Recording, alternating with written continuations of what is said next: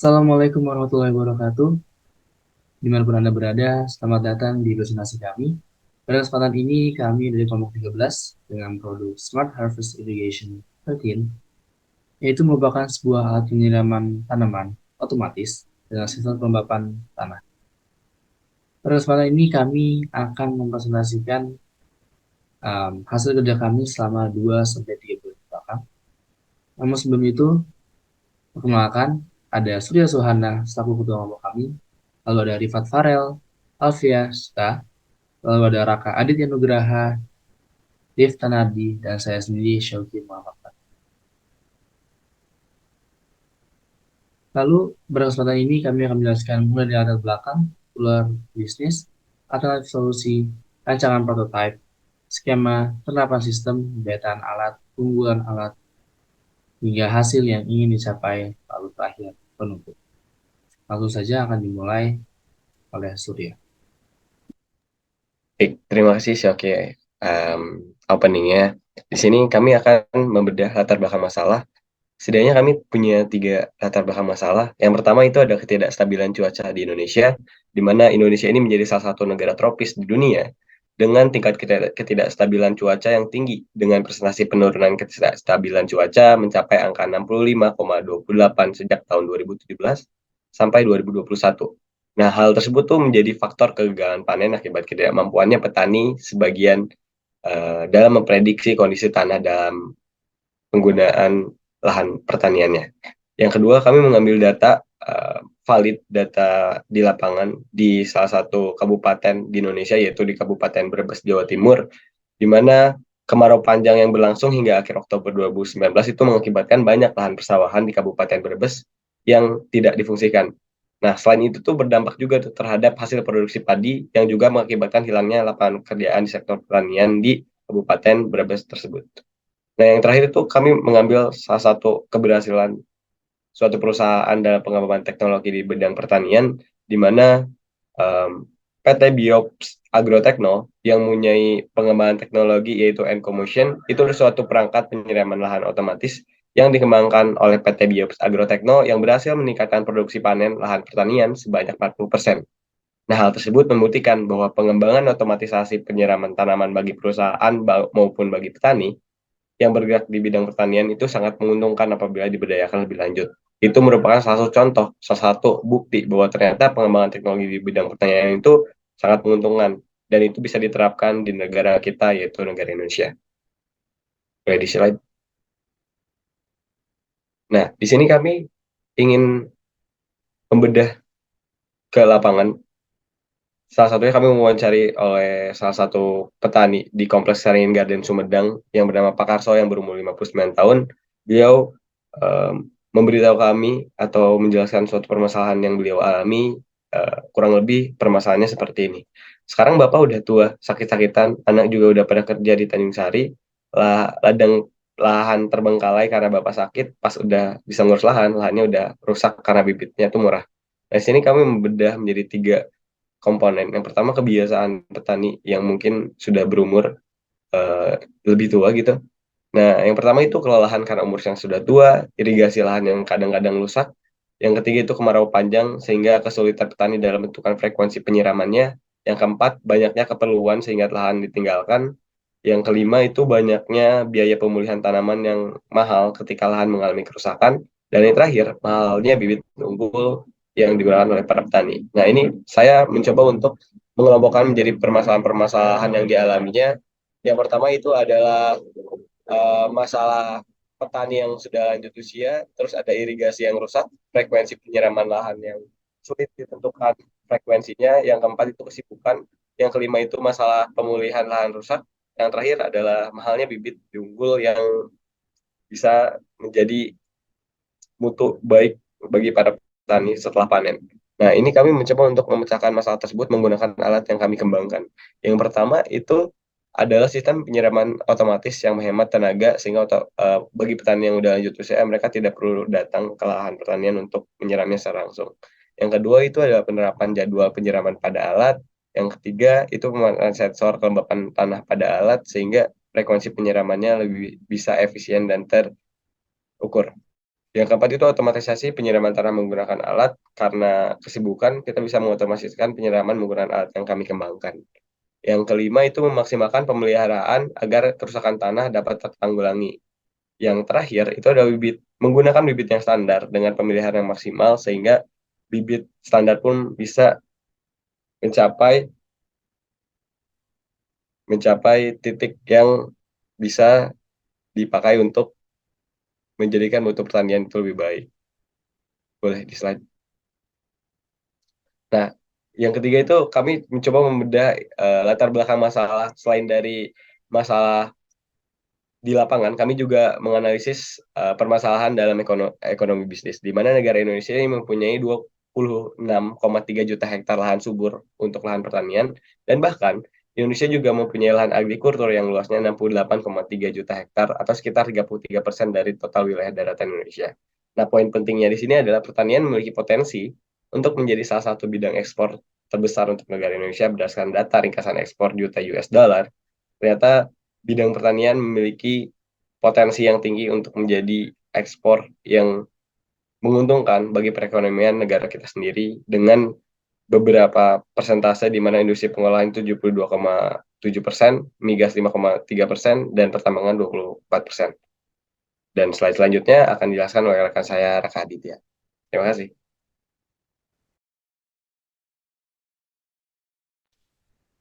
Ya, terima kasih Surya. Kita sudah lihat tadi bagaimana data ekspor dari Indonesia, di mana pertanian itu masih sangat kecil, jauh daripada industri pengolahan maupun migas. Nah, mengapa? Salah satu faktornya adalah mayoritas petani di Indonesia itu memiliki pendidikan yang rendah, sekitar 13,9 juta berpendidikan SD, dan hanya 4,7 juta yang menyelesaikan SLT atau SMA sederajat. Nah, ini bisa menjadi tantangan karena mereka bisa dibilang sulit untuk menerapkan teknologi ataupun kurang familiar dengan penggunaan teknologi di bidang pertanian.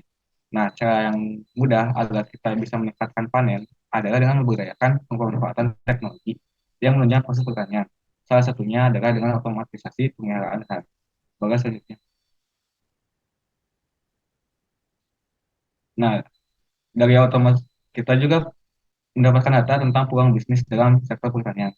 Sebenarnya 38,21% petani dan startup menengah sudah menggunakan teknologi masa kini untuk meningkatkan produksi Indonesia. Ini harus semakin digerakkan karena apa? Karena TFP Indonesia itu berdiri negatif dalam kurun waktu 12 tahun terakhir. Menurut ekonom pertanian di Indonesia, TFP negatif berarti ada problem dalam mendorong produktivitas pertanian karena lambat mengadopsi teknologi dan inovasi. Maka dari itu, pemanfaatan teknologi dan inovasi yang ada harus semakin ditingkatkan untuk mengefisiensikan produksi dari komunitas pertanian dan juga mendongkrak daya saing produk pertanian kita di pasar global. Oke, selanjutnya.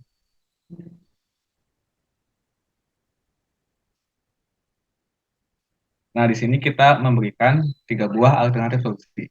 Yang pertama adalah dengan penggunaan drone menggunakan sensor kelembapan udara.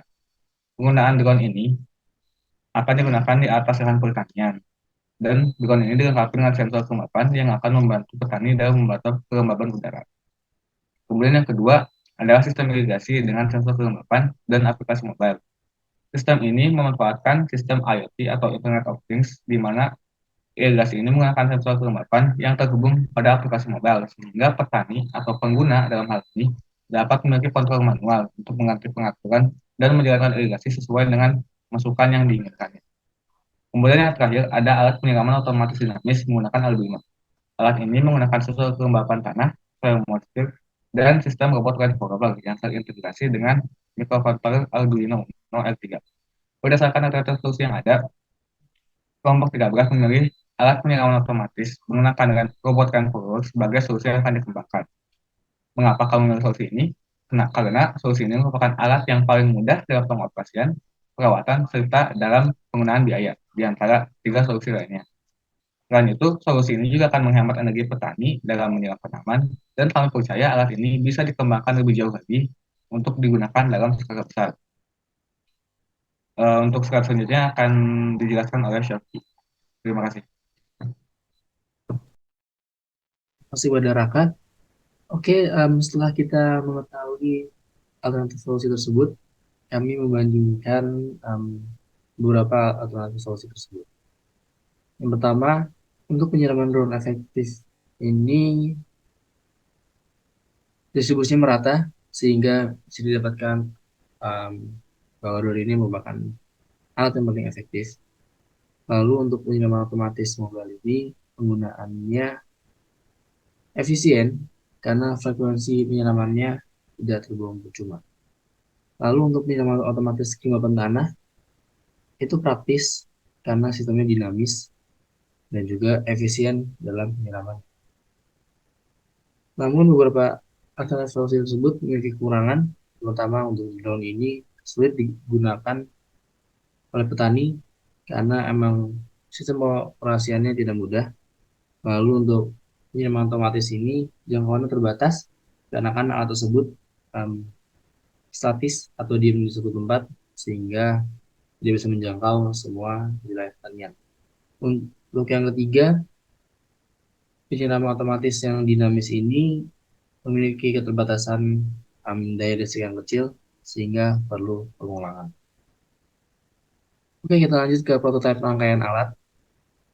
Di sini kami menampilkan gambar um, rancangan atau rencana rangkaian. Yang pertama ada gambar sistem keseluruhan alat, lalu ada juga sistem sensor kelembapan dan display LED. Lalu gambar yang ketiga merupakan sistem sensor kelembapan. Dan di sini ada gambar prototipe kami dilengkapi dengan 4 roda yang memungkinkan alat ini untuk bergerak ke seluruh lahan pertanian. Selanjutnya akan disampaikan oleh Rifat.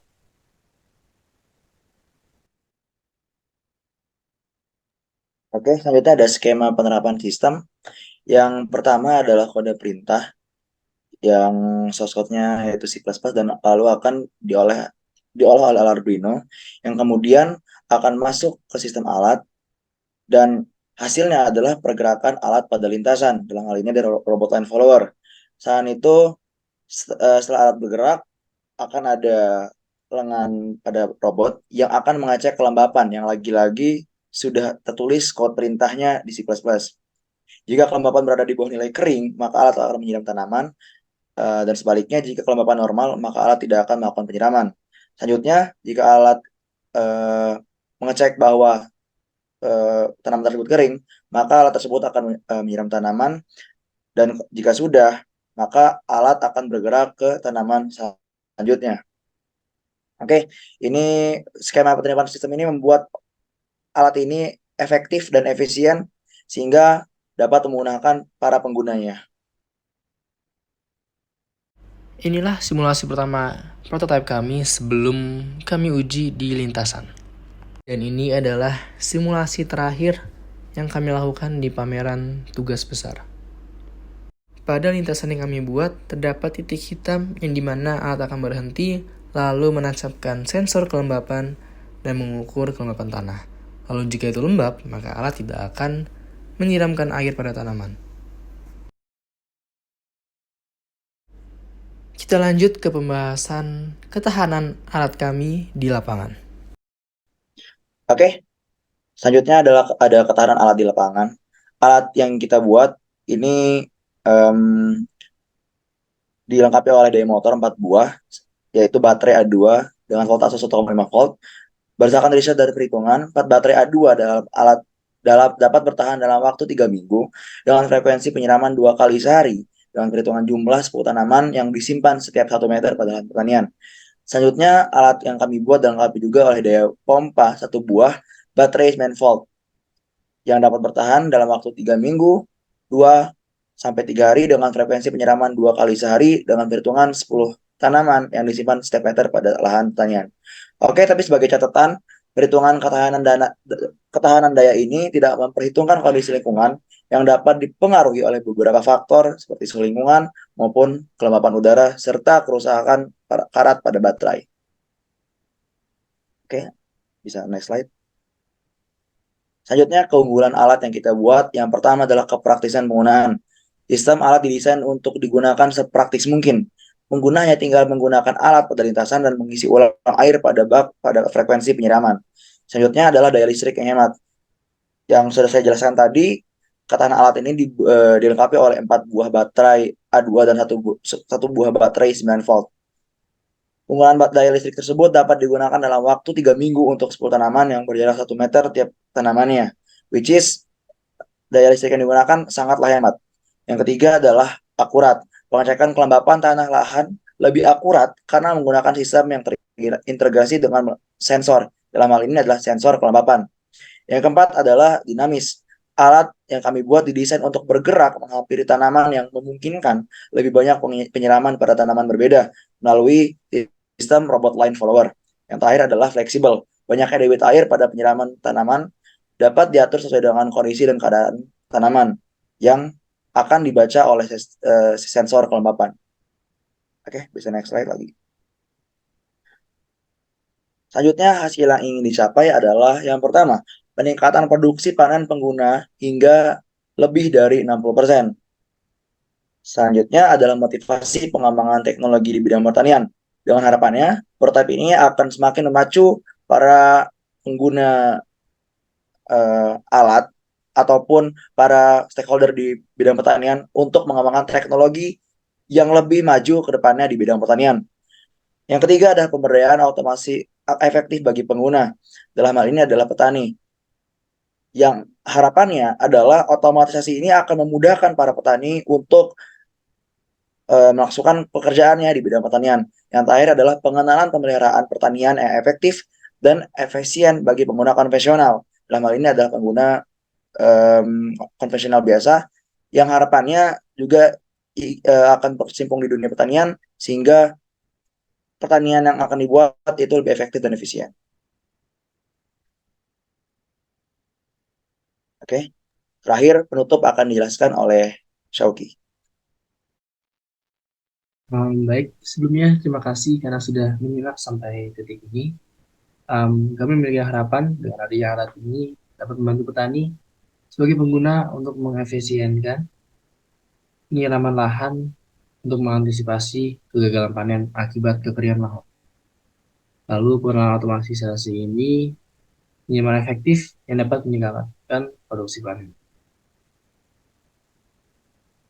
Kami berharap dengan adanya prototipe ini bisa memotivasi pengembangan teknologi di bidang pertanian dan mendorong keuntungan dalam segi komersial dan tenaga. Ditambah dengan faktor pendukung di Indonesia sebagai negara agrikultur dengan potensi sumber daya alam yang melimpah menjadi potensi kuat untuk memajukan perekonomian. Sekian dari kami. Terima kasih atas atensinya. Akhirul kalam. Wassalamualaikum warahmatullahi wabarakatuh.